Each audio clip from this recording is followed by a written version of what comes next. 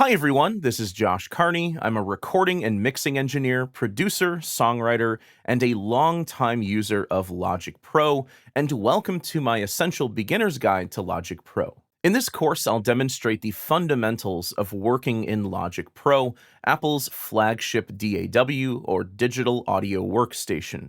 Whether you're an absolute beginner just getting into music production for the first time, or if you're a seasoned pro looking to switch over to Logic, this course will explore all of the most common functionality of Logic, including installation and the sound library, operating Logic, including dozens of helpful tips, tricks, and shortcuts, recording audio and MIDI, editing audio and MIDI using Logic's edit tools, working with software instruments and effects, sequencing and editing MIDI in the piano roll editor and step sequencer, and mixing and finalizing your projects.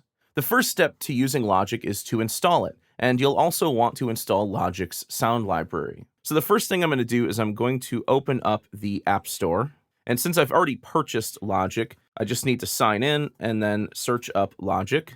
Here it is, and I'll just click download.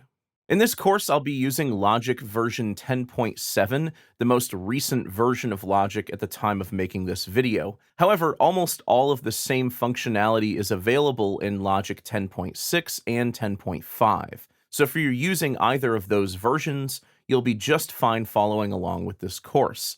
And even if you have Logic 10.4 or 10.3, most of the functionality is still there except for live loops and the step sequencer, which were added in version 10.5.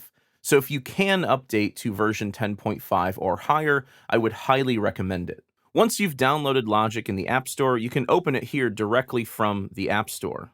Or you can access the Go menu from the desktop and then go down to Applications. From here, you'll find Logic Pro.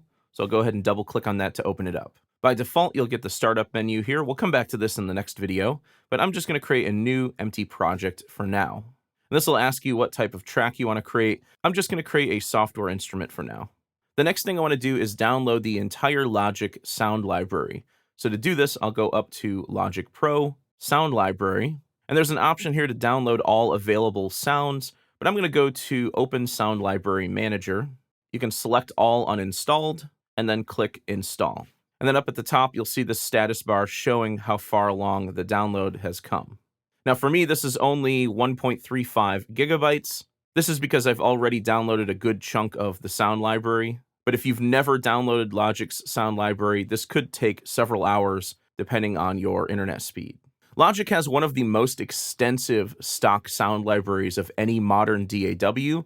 This includes thousands and thousands of loops, sample-based instruments, sound effects, reverb impulse responses, demo projects, and other content as well. So I highly recommend that you download all of this before starting to work with Logic, as I'll be using much of this sound library content throughout the course.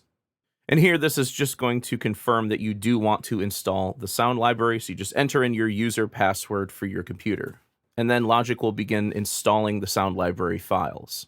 So now that I've got Logic's sound library up and running, in the next video, I'll move on to the Logic startup dialog and how to turn on Logic's advanced tools, which we will also be using throughout the course.